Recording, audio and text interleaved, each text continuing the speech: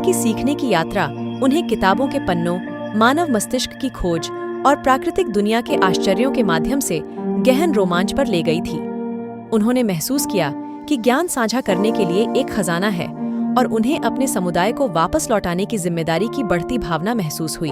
एक धूप भरी दोपहर में जब अहमद स्थानीय सामुदायिक केंद्र में स्वयं सेवा कर रहा था, उसकी मुलाकात बच्चों के एक समूह से हुई जो सीखने के लिए उत्सुक थे। उन्होंने उत्सुकता और उत्साह से विस्फारित आंखों से उसकी ओर देखा। अहमद ने उनमें खुद को ज्ञान का भूखा एक युवा खोजकर्ता देखा। अपने अनुभवों से प्रेरित होकर अहमद ने अपने समुदाय के बच्चों के लिए एक छोटा अध्ययन समूह शुरू करने का फैसला किया।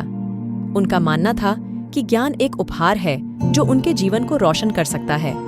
उन्होंने कुरान से कहानियां साझा की, विचारोत्तेजक चर्चाओं में भाग लिया और सृष्टि के चमत्कारों का पता लगाने के लिए क्षेत्र यात्राएं आयोजित की। अहमद की मां आमीना समुदाय के युवा दिमागों के पोषण में उनके साथ शामिल हुईं। उन्होंने बच्चों को दया, करुणा और पृथ्वी के प्रबंधक होने के महत्व के बारे में सिखाया।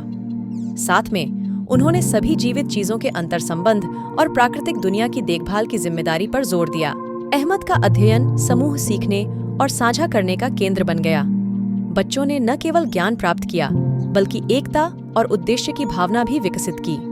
उन्होंने सीखा कि ज्ञान में जीवन को बदलने की शक्ति है और अच्छाई पूरे समुदाय को लाभान्वित कर सकती है।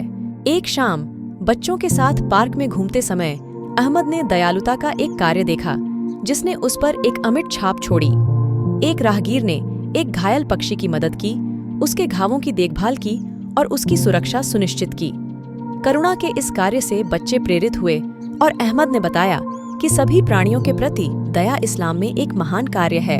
हर गुजरते दिन के साथ अहमद का अध्ययन समूह बढ़ता गया और अधिक बच्चे ज्ञान और अच्छाई की खोज में शामिल हो गए। उन्हें एहसास हुआ कि अपनी सीख और अनुभवों को साझा करके वे अपने समुदाय और उससे परे सकारात्मक प्रभाव डाल सकते हैं। ज्ञान और अच्छाई साझा करने की अहमद की यात्रा ने न केवल उनके जीवन को समृद्ध बनाया बल्कि उनके आसपास के लोगों के दिलों को भी छुआ। उन्होंने माना कि ज्ञान की खोज एक महान प्रयास था, लेकिन इसका सही अर्थ तब प्राप्त हुआ जब इसका उपयोग दूसरों के लाभ के लिए किया गया। जैसे जैसे साल बीतते गए, अहमद का छोटा अध्ययन समूह सीखने और सामुदायिक जुड़ाव के एक संपन्न केंद्र के रूप में विकसित हुआ। जिन बच्चों को उन्होंने प्रेरित किया, वे अपना ज्ञान साझा करने लगे और सीखने और देने का चक्र लगातार बढ़ता गया। अहमद की यात्रा ने उन्हें सिखाया था कि ज्ञान न केवल अर्जित किया जाने वाला खजाना है बल्कि साझा किया जाने वाला उपहार भी है। दूसरों के जीवन पर सकारात्मक प्रभाव डालने के अवसरों के लिए उनका हृदय कृतज्ञता से भर गया और वह जानते थे कि ज्ञान और अच्छाई की उनकी खोज एक आजीवन साहसिक कार्य थी। शुक्रिया। ये कहानी पूरी देखने के लिए कहानी पसंद आई है तो लाइक करो और अपने दोस्तों के साथ शेयर करो और साथ में सब्सक्राइब करना ना भूलो।